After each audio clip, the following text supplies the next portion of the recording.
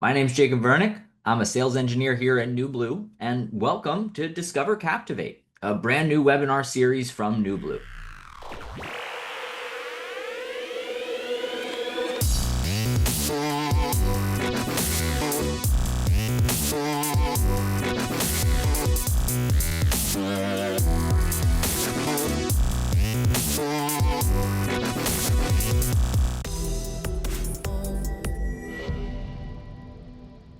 All right, everyone. Thanks for hopping on with us today. If this is your first time getting familiar with Captivate, welcome.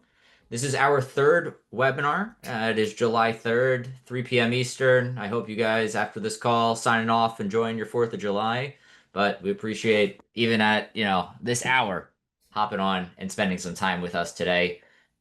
So last week we were out at the Alliance for Community Media show in Boston. I don't know if anyone here was at that show, maybe heard about this webinar there, but it was my first time going. It was a great group of people. A couple of things that I learned, we had a lot of interest in our live sports graphics and our election graphics. So I don't know if anyone's doing anything with polls, elections, anything like that. I'm going to highlight a couple of things around those today that might be of interest, just in some other ways that you can use Captivate that maybe you are not thinking about. But again, if this is your first time, welcome. We're going to dive into NewBlue Captivate today, our live graphics and production powerhouse. If you were here last week, a lot of this is going to look familiar, but towards the end, we're going to dive into a couple different ways you can operate spreadsheets using Captivate. It's a good tip that I definitely recommend sticking around for. But again, if you are unfamiliar, to give you a quick overview, Captivate is designed for producers who want flexibility without sacrificing design. So whether you're a solo producer, part of a studio team, or this is your first kind of foray into live production, Captivate empowers you to stay agile and still deliver broadcast quality content that elevates your brand. So if you've been having challenges maybe creating custom looks, updating graphics with new data quickly, or have just been able to figure out some of the more complex products, then you're in the right place today. So if you have access to Captivate, feel free to load it up on your machine, follow along with me. We'd love to have you, maybe press some buttons that I didn't press on, ask some questions kind of as we go. If you don't, free trials are available on our website on the main Captivate page. You can download one there. But let's dive into the chat and talk about a couple of different things right here.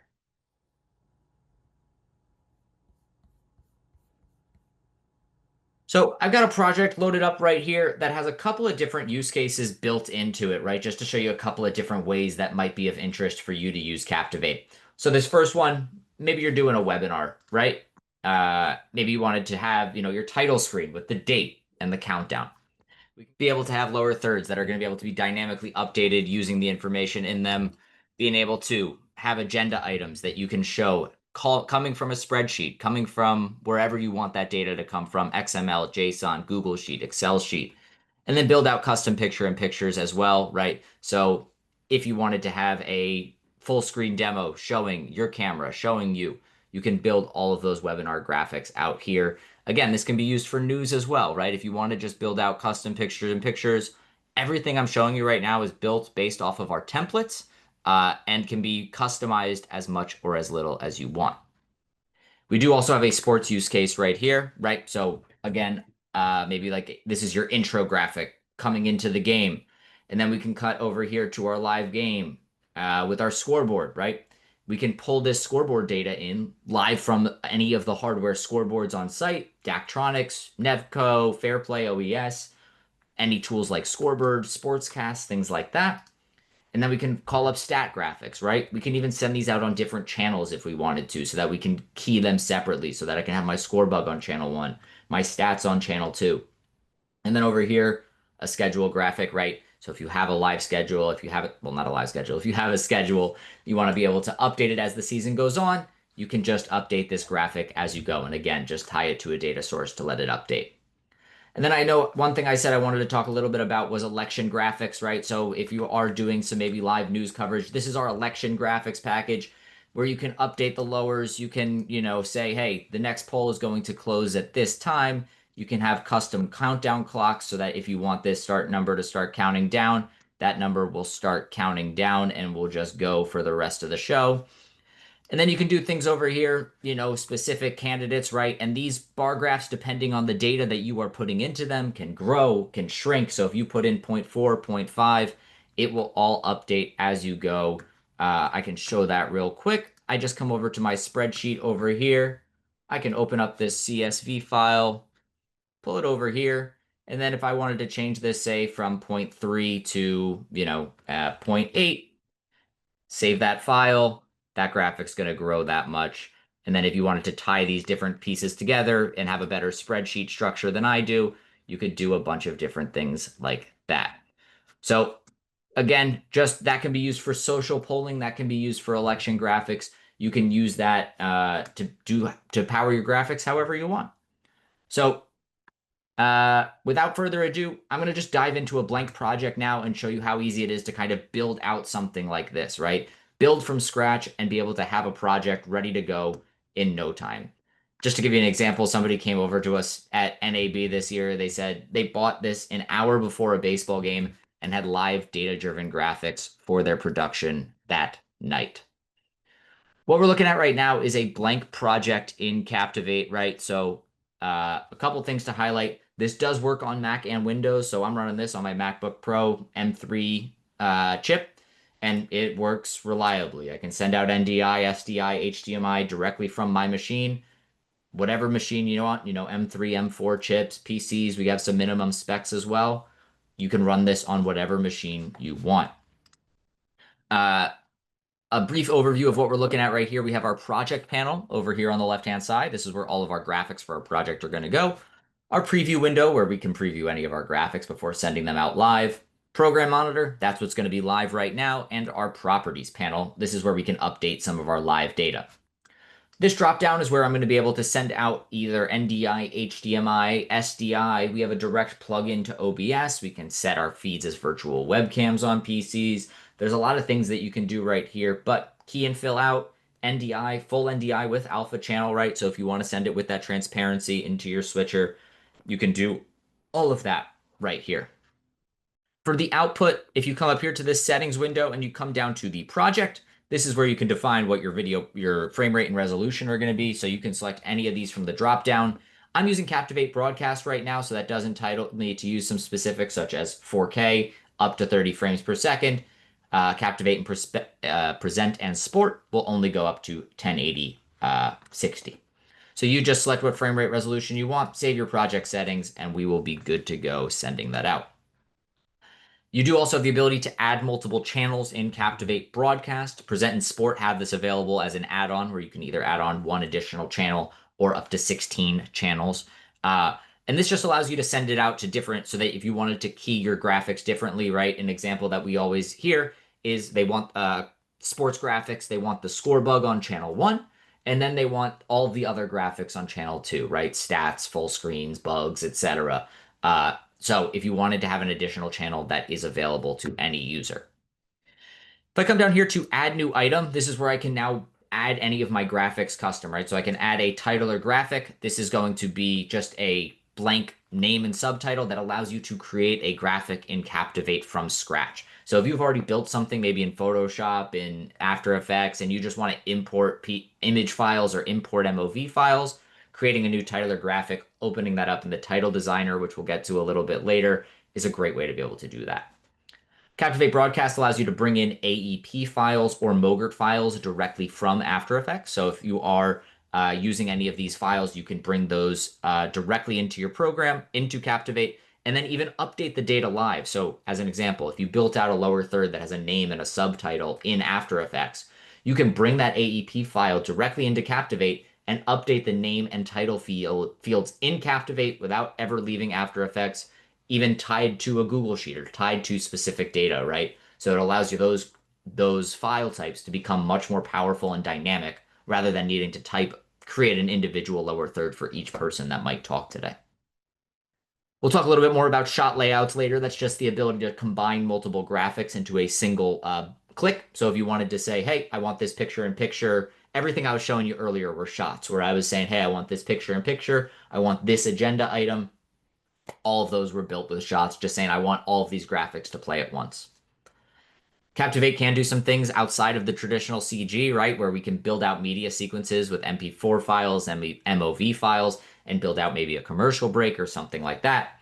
Transition effects, you can bring your live audio and video sources directly into Captivate. So if you wanted to maybe build out those picture in pictures, or you just wanted to send your program feed into us and have us do the keying downstream of that switcher, you can do that as well. And then import content can let you bring in MP4s, MOVs, MP3s, whatever sorts of files, WAV files, right, that you want to use in your project. However, I'd say the most common way of getting started for people is coming up to our library. So this is where all of the different windows are going to live, your video switcher, your audio mixer, if you wanted to open those up. I'm going to open up the library right now, and that's going to give me all of these different folders of graphics, right? We have lower thirds, full screen, social media graphics, scoreboards, stat graphics, election coverage. Anything for the most part you need can be done in here. And if it's not in here, you can either build it out yourself, but we also offer professional services where our in-house designers will custom build your graphics for you. If you have a specific template that you want us to base it off of, or if you just want us to take it from ideation all the way through execution, we can do that as well. I'm going to come into here into my cubic graphics. These are the ones I was showing in my webinar example a little bit earlier. And I'm just going to drag this lower third into my project. And it's as simple as that, right? If I wanted to be live right now with a lower third, I just click on my play button and I'm sending out a lower third over HDMI. That can be whatever NDI, etc., that you want it to be. I'm going to turn this graphic off to show you a couple things over here. I can map any of my graphics to specific hotkeys. So if I wanted this to map to L, I can click off of that. And now anytime I hit L, my graphic will turn on or my graphic will turn off. And I can also set custom duration. So by default, every graphic is going to play as long as you let it. It's going to stay red until you tell it to go back. If you wanted to say, hey, I know I want this graphic to be 5 seconds, you type in 5 seconds, you click on play, and now that graphic will only be up there for 5 seconds. We'll talk a little bit more about that add source data controller column a little bit later, but let's click on play. Let's put this into program again, and let's start adjusting some data. So if I come over here to my name, I can, oh, well, let me change the duration back to 0, which is going to make it infinite. Going to put this graphic back into program. When I change my name, this field is going to update live, right? So you can see only the name field is going to reanimate. Everything that doesn't change is not going to reanimate. I can update any of these fields live. So maybe there was a mistake in your data, or maybe this is just the easiest way for you to do everything. You can just come in here, type in all of the different information, and now my graphic is going to update live as I change it. I can also come over here into my values grid. This is kind of like maybe building out a CSV within the confines of Captivate. So you could come over here to find your index. Index just allows you to map these specific data fields to keystrokes. So if you wanted to say, hey, when I hit 2, enter, play this second one, right? So we can type in some names here and build out just our rows, right? If I click on the image, it's going to bring me to, my local machine. Where I can now choose the image that I want to go to. Let me just go here and grab an image of our lovely Ian. And now we can start building out these graphics, right? So when I double click on Ian, it will show him. When I click on me, it will show me. However, I'd say neither of these is necessarily the most common way of being able to use data. The most common way of updating the text that's in a field is by connecting it over here to a data controller. So I'm going to zoom in a little bit just to show you guys some of these options. When I click on add source, I have a bunch of different options. For instance, our gaming integrations with Twitch and YouTube. Or if I come to general, we can do things like custom clocks, which I showed earlier with that poll countdown. JSON files, RSS, spreadsheets, weather, XML. In productivity, we have options for Google Sheets and Microsoft Excel. The chat controller allows you to bring in Facebook, Twitter, YouTube comments, and then post those live and moderate them as you go. So sports is probably the most in-depth one where you can do integrations into hardware scoreboards. We talked about JSON, new tech data link, Score Buddy, Scorebird, Sportscast, Stat Crew, XML. There's so many different ways of being able to bring in your data. And if, again, same as I talked about with graphics, if there's one you see here, that you are like, hey, I'd love to use X as a data source, but Captivate doesn't have it. An example that we have heard of something that people would love to see, a radar gun for baseball, right? We don't have any way right now of bringing in a radar gun. That's the kind of thing. We have an open API if you want to build it yourself, or you can have our team build out custom solutions for you using our professional services. So just wanted to highlight that there. If I come back though to general and go to spreadsheet, I'm going to bring in a new spreadsheet, zoom back out. And now we have two options, right? We can either select a file. So if you have an existing file on your machine that you know you want to use, you can just connect it to that one, or you can generate a file. When you generate a file, it's going to create automatically a starter CSV for you that's in the exact format that we expect it to be in, so that you don't even have to link anything. It will just show you, hey, this is where the name should go, this is where the title should go, this is where the image should go. I'm going to select a file just in case, because most people are going to come with a file that they already want to use. And I'm going to use my lower third CSV right here. And you can see, right, this is my CSV. Just to give you an example, I can click over here into this CSV, and this is what it looks like. So let me just zoom in again. I have 3 column headers: full name, title, headshot, right? And if I come over here and I click right here in the preview window, so if I want to open up the preview window, it's this eyeball up here. I can click right here on link data, and now you'll see the same exact options: full name, title, and headshot. And now just to link this up, I come to full name, link it to full name. Title, drag and drop it onto the title. Headshot, drag and drop it onto the headshot. And now when I click on play, I've got all of my different graphics right here ready to go. And rather than needing to create a new graphic from scratch every time, all I have to do to get a new name in there is update my CSV. So that's the key element right there to being able to understand how to be able to have data-driven graphics and then tell the data where within the graphic you need it to update, right? Should the name, should the title, should the image update, and from where. As I mentioned, though, maybe our templates are just a starting point. Maybe you're looking at this lower third and thinking like, that's not exactly what I would use. I'd use something maybe a little bit more custom, a little bit more on brand. Great. If you click on any graphic in the project panel, come over here to edit, that's going to bring you into our title designer. And now our title designer has way more than I'm going to go into today. One of our upcoming webinars will focus a little bit of a deeper dive into the webinar. We just got to figure out which one. If that's of interest to you, let us know what you want to learn about the title designer in the chat. But as you can see here, right now, everything is based on layers. It's very familiar. It's kind of similar to Adobe, where I can come into here and just kind of, okay, you know what? I don't want that square. I want to delete it, right? And then maybe I wanted to change it to a circle. So I can add a shape, make it an ellipse, adjust its size, bring it down here. And now I've got that as a little element within my graphic. And then as I mentioned earlier, maybe you've already built out specific elements in your graphics that you want to just import. Great. Come to File, Import Images or Vectors or Videos or PSDs, right? Click on that image. I can just maybe bring in my logo right here and put this into my graphic right here. Things I can do with this, I could also say, hey, I want this to be variable. When I say something in Captivate, I want it to be variable, that means I want it to be able to be updated in that live values by data, right? So an example of something that wouldn't be variable actually might be this bug, right? Where you know every time that you come on, it's always going to be a NewBlue webinar, so you always want it to be this bug. It's the image that you're using is never going to change. An example of something you would want to be variable would be the name, would be the title, would be the image. But maybe again, the color of this white box doesn't have to be variable because it's not something we're updating. We always want it to be white. So a couple things I'll highlight just really quickly in the title designer. The main one I like to show is just this drop down right here. This is specific for text. So it's our text fit modes where you can either say fit box to text or fit text to box. There's some other options here, but fit text to box basically just means if I come over here, the text is never going to exceed the size of the box, right? So you don't have to worry about your graphics expanding and then manually needing to resize everything. It's always going to shrink down to the size of the box.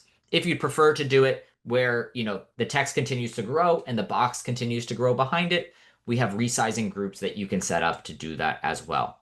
There are tons of different things you can come into here and really spend some time in. And if there are questions about any of these individual elements or how to utilize them, please let me know. But the main thing I want to show is transition effects, right? So if I kick out this window right here and I go up here to transitions and then animations, I have the ability now to start adding different transitions to these graphics, right? So I'm going to click right here, maybe into my image source, just so we can see what that looks like.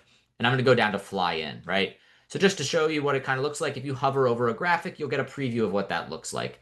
And obviously this is not what we're going to use, but this just gives us some context as to the different options that are available to you in the transitions effect in the title designer. So again, to put it on here, you would just drag and drop, and now you can see that fly in is there. You'd want to animate it up just to that pause point so that it doesn't, the pause point basically earlier when I was clicking on play, when it reaches the end of the animation, that's the pause point, and it will stay right at that point until I click on play again, and then it will do everything else as we go. So that's the basics of the title designer. And yeah, the basics of my presentation as well. I'm going to pop into the chat real quick, make sure I'm not missing anything. Uh, unless, We let's have a see. couple questions for the QA session portion. Yeah, I How mean, we can about do some tool stuff right here. Our new graphics tool package integration? available with an active maintenance plan. Yeah, I mean, depend. Yeah, exactly what Naomi said. You can either purchase some are avail some we release directly into the product. Some we make available as separate purchases. I don't think they're ever more than $150. They're very maybe a little bit more, but they're very reasonable, and you can always preview them before you actually get access to them on the website. But great question.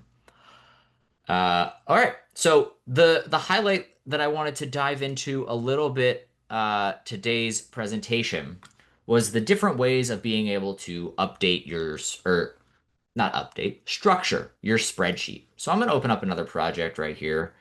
Uh, and this is just going to highlight a couple of different ways to, as I said, build out a spreadsheet. So I'm going to open up my Google Sheet real quick just so that we can all be seeing the same thing here. This is going to update. All right. So let me pull up my Google Sheet really quickly. All right. So I built out kind of like an NBA Finals sheet, right?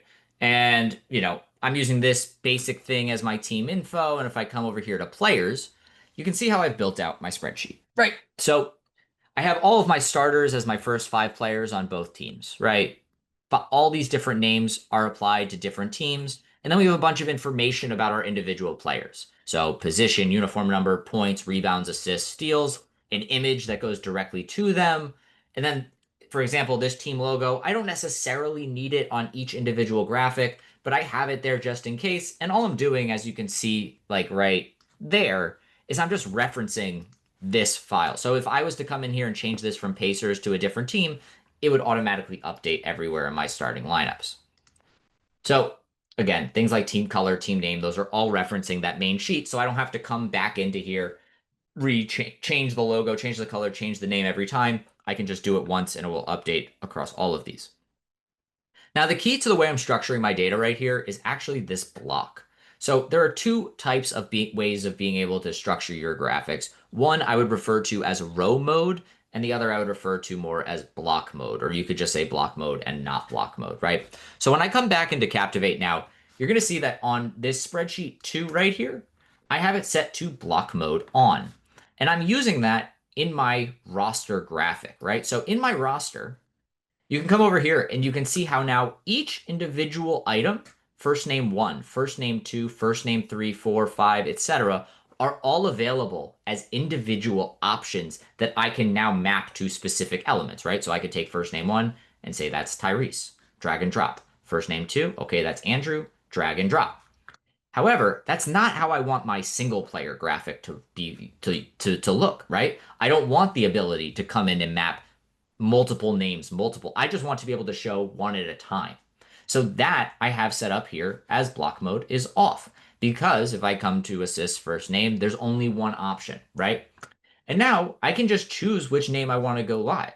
And if I click in preview, you can see that in the block mode example, I have the ability to choose any player that I want and be able to send that live, right? So I would just come down here, select the player that I want to go live. I see it in preview. I can get my basketball game going and then play that graphic live, right? If I wanted to change to a different player, maybe on the Pacers, I can reanimate it there as well. So this is when you're going to want block mode off, when you want to show one row of data at an individual time.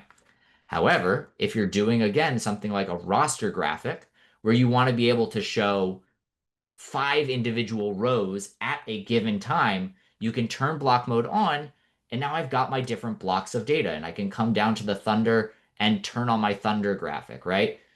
And it's going to reanimate. It's going to change the colors, all of the data. And this is just because of either turning on block mode or turning off block mode. The key to structuring your data for block mode, again, is this line. When we see a blank line, that indicates to us that we know this is a new block of data. This is a new thing that you want to be able to show. So you can build out as many blocks as you want. Just to give it some clarity, maybe some use cases so that maybe if this is still a little unclear, just to clear it up, a use case where you're going to be using block mode is probably some sort of leaderboard, especially with multiple pages. So if you wanted to maybe show like a golf leaderboard, right? In blocks of 5 or blocks of 10. You could just have all of the different names on the different page in different blocks and then show all of those individuals as you go. Again, a roster is a great example for block mode. Stat comparisons are a great thing for block mode. Anytime you want to show multiple rows of data is going to be a great use case for block mode. When you want block mode off, that's going to be something like a lower third. That's going to be a single player graphic. Anytime you want to highlight just one row of data. So that's available in our Google Sheet controller just by turning it on and off. Excel controllers. In our spreadsheet and CSV, you have to structure it in a specific way that's available in our documentation. And then our system will automatically just recognize whether or not it is or is not block mode. So just wanted to highlight that as it is a question that comes up a lot and may not be the most obvious. So play around with block mode. Let me know if you have any questions. And let me pop back to the chat. All good. We do have some time. Oh, Q&A. Here we go. Can you also go through the functions of broadcast, specifically including native Zoom integration? Sure. I can talk a little bit about the Zoom integration. Zoom workflow, mix minus, how audio video latency offset is dealt with. Sure. A couple things to highlight with Zoom, right? So if I come up here to Zoom, I can come up to conferencing and I can join an existing meeting.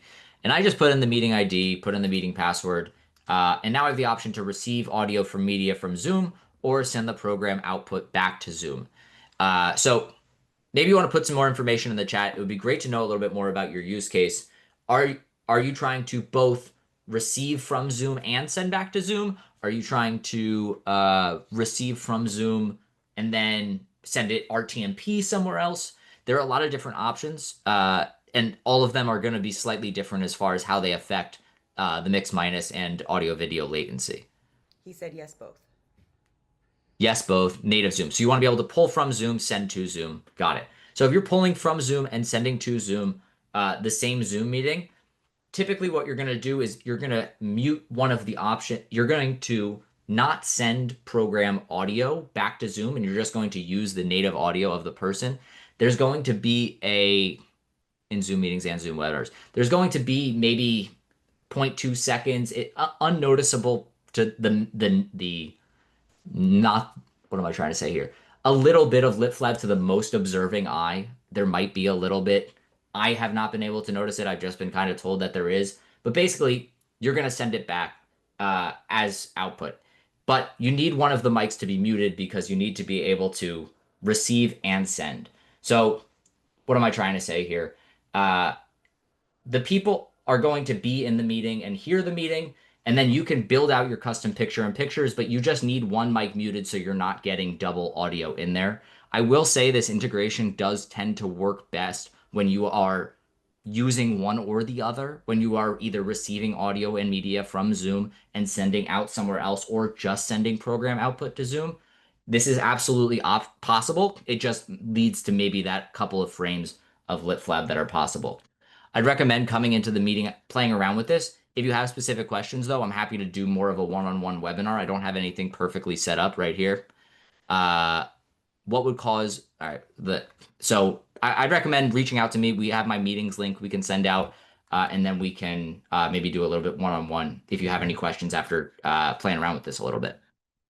It's possible to play out different graphics simultaneously when using broadcast in a Blackmagic Duo 2 card. Yes. What is the maximum output count? Can the same thing be done? And what is the max output count? Uh, let's see here. Yes. So, I mean, that's the concept of a second channel. When you click on add channel, you can now send out your graphics separately. So let me just make this available as NDI to show you as an example. And I'll grab that graphic, put that into channel 2. Play that on channel 2 after it's done rendering.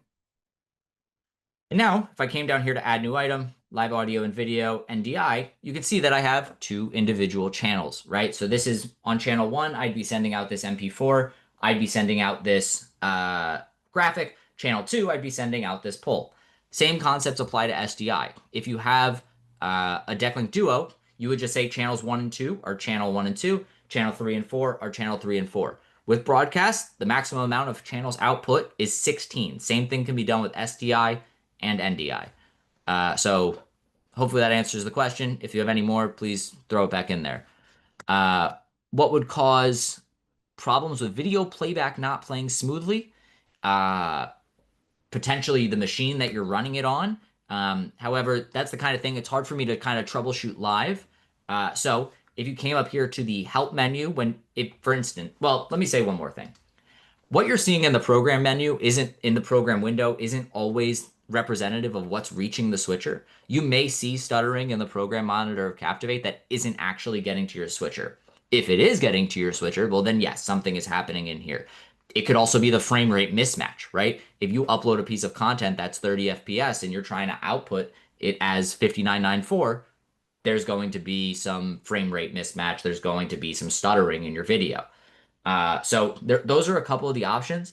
If you think everything is configured correctly, you have a super powerful machine that you know works with everything, then it's on us to look into it for you. I'd recommend opening a support ticket. One thing that's always very useful is when you're playing your video out of Captivate, if you come up here to help, you can go to create a support package, and that will make a zip file that our team can look at and give you some more detailed information than what I'm able to give you here. But the first things I'd look at right here is my machine able to handle this, and are my frame rates aligned?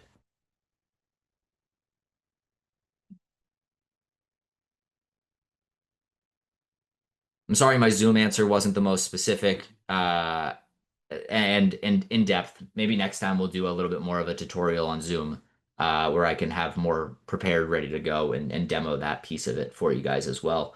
Or again, we can schedule some one-on-one time to do it. Anything else we can address for you guys while you are here?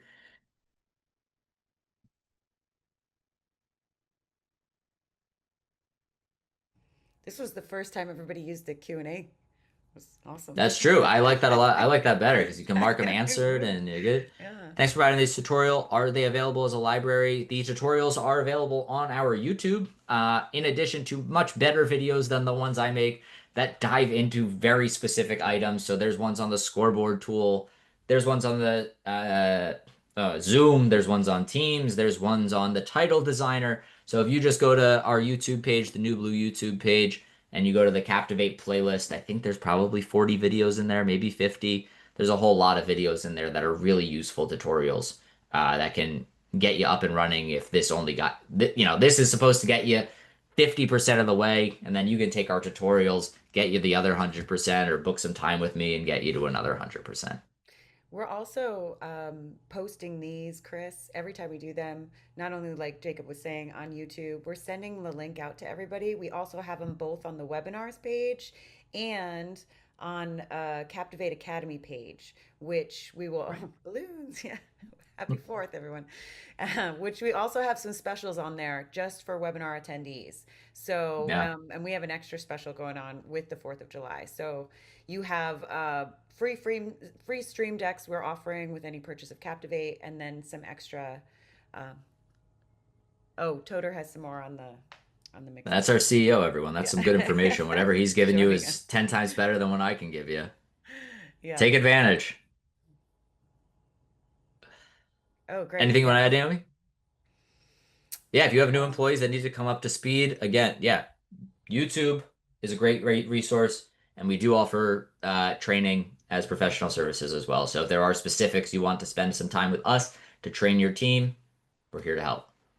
and Chris, I'm going to post right when we finish answering the questions, I'll post a QR. It has and that New Blue Academy webpage that we have listed. It also has the links to all of those resources are for your team. So tutorial links, help page links, and then as well, our webinars are all listed at the bottom of the page.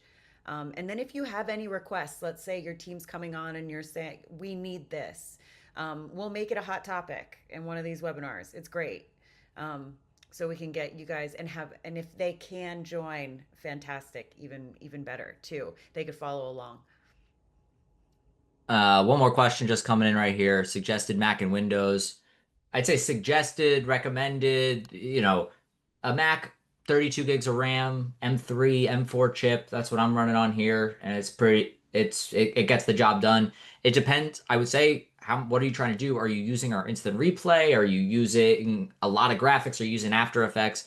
Windows, any of the functions GPU accelerated? I don't believe so. I think a 3050 is like the bare minimum of what our product manager tends to recommend. If you have specific machines though that you want to say, hey, this is what I want to run a Windows on, we have again our recommended that we can share with you. Or if you just want our blessing and you want to say, hey, this is what I want to buy to run broadcast on, send us some information, send it to my email. We'll just give it our blessing as as a way for you to feel some confidence.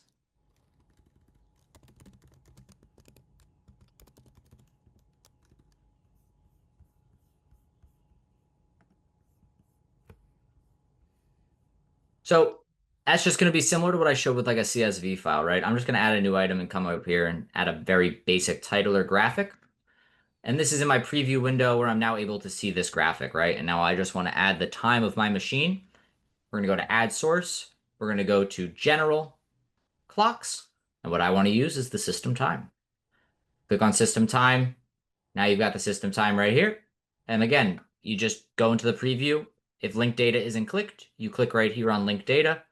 You drag and drop the time onto the area. And now you've got the 3:43 local time.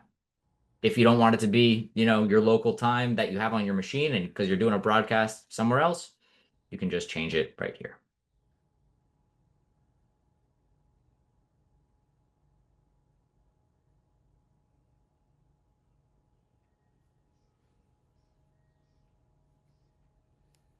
Jason, I'll reach out to you with some follow-ups. I don't want to leave you hanging, but I want to make sure that, you feel confident we get the answers that you need. Sorry, I don't have them right now, but we will get them to you. Mhm. You got it, man. All right. Anybody else? Last call? July 4th weekend? Also, types of graphics, if you're interested, looking for new templates, let us Posted know. a Oh, font question. You did. I missed it. My bad. Any available fonts? We have clients with custom fonts. Yeah, we can use custom fonts for sure. Absolutely. Keep those fingers attached indeed. yeah. Yeah, we can absolutely use custom fonts. Yeah, the most important, right.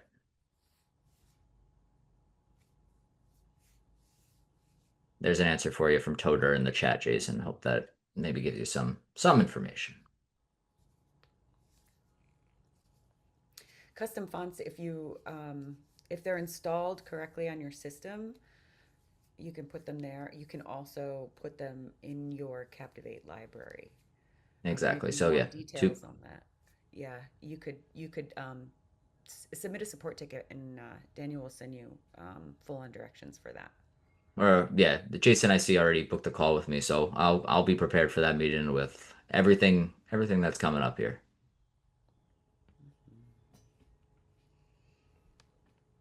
More news style graphics, less stylized. Yeah, I hear you. Oh, That's our news graphics are ones that are coming soon. These election ones that I was showing a little bit earlier. It's very nice of you to book on the 4th. Yeah, I should have blocked it off. That's my bad. thanks, Jason. I would not have shown up. Uh, but like to me, this is like the newsiest graphic we have. We do also have another one, another graphics pack. I can't remember the name of it off the top of my head. That is very newsy. And our next release is more news graphics. So it's good to hear you say that for sure. Yeah, that we actually have two collections coming out, new style. One is definitely less stylized. It has a blue gradient styling to it. Um, and then our other one has a little bit more of curved shaping, layered shaping style. Let us know how you like it too. Be great. We'll be showing it off next time, I believe. Hopefully.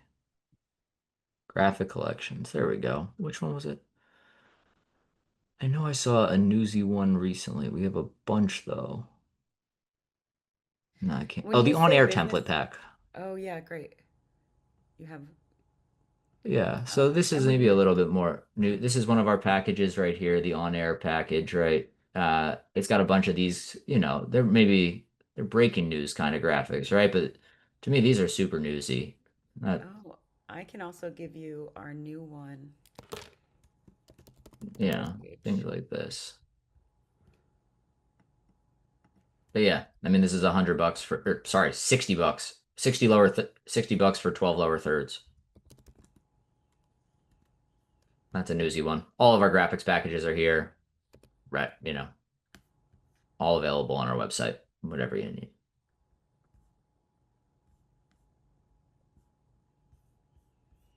Great graphics for our edit projects to keep render time. We keep the project short, but when we export them as a video, they animate in. Oh, that's interesting. I hear you.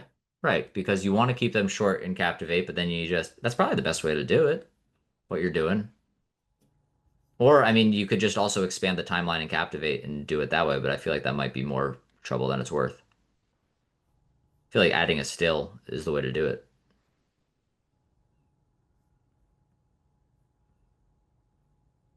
Keep render times down, we keep the render. How about an option to define the hold time? Yeah, the only thing that I'm thinking is that like you could define the hold time upon export, like when you're exporting it, define how long the pause time could be. Yeah, that's interesting. I hear what you're saying. I mean, like you can edit the timeline length right here, right? So you could always make this instead of 2 seconds, you make that like 10. And then adjust, but then you need to still change all these elements of it and then change it back after you're done. So that's not the ideal way to do it. But I hear why, yeah, exporting these graphics as are you exporting them? What kind of graphic are you exporting them as, Chris? Are you exporting them like as titler files or are you MOV file? Movie file. Got it. Yeah, that's interesting. I'll look into that. Jake, I'm shooting you the Veritas News Collection webpage. Oh, okay. So some more news graphics coming. If I could open this up, where's my? Oh, we're back here. There we go. So some more news graphics right here, right? So crawls, titles, different Oh, my mouse. Different breaking news lower thirds. Oh, I like that one. That's that's good. Full screens, basic lower thirds. Hey, my name's on that one. Nice. Pictures and pictures. So yeah, this is pretty newsy to me. This looks great. It will not be $0. No, sorry. I apologize. I'm almost there. You guys are getting sneak peeks right now. Yeah, I'll put in a feature request for you on that, Chris, for defining the pause length when you're exporting MOV files. But all right, I think we're gonna Oh wait, one more in the Q&A. I don't want to. Can the software use any? Oh yeah, okay, I did answer that. Sweet. Oh, one more. Does the Zoom pull Zoom clean? Yes, it does pull clean Zoom feeds. Maximum number of participant shit. I don't know that we've run into a maximum number of participants. I mean, it's a kind of thing where it's depending on your CPU processing. We don't have like a hard limit in the software where it's going to stop you. I can say in Captivate Present and Sport, you can only have one user on screen at a given time from your production. You can change who that is at any given time, but you can only have one Zoom caller on screen at a given time. But yes, it will bring in the clean feed of the video. It will bring in the clean feed of the it'll bring in the audio. It'll even bring in the data of their name. So whatever their name is in Zoom, it will bring that in and allow you to map that to graphics too. Uh, we're using Zoom ISO basically to bring it into Captivate, right? So rather than you needing to use Zoom ISO and Captivate, it's kind of that all-in-one solution. But yeah, you can absolutely use Captivate Broadcast for all of that while still having titling and yeah, reducing software costs. If you want to book some time about that happy to talk about that. And a great Zoom uh, a great, there's a great Zoom demo on our YouTube page that I talked about a little bit earlier that walks you through step by step what that looks like and what you're capable of doing with that. Naomi, it sounded like next on the 17th we're gonna want to do a Zoom as the focus. Sounds like it. Okay. Toter, did you So hear that? yeah, for real. Zoom on the People, 17th. we'll see. Maybe. Can't make any promises. It's not my call, but we'll see.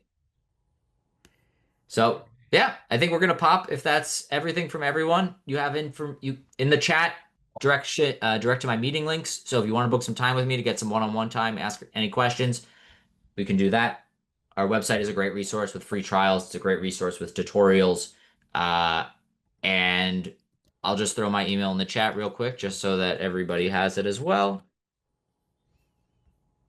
And with that, have a happy 4th of July and yeah, be safe out there. Thanks, everyone.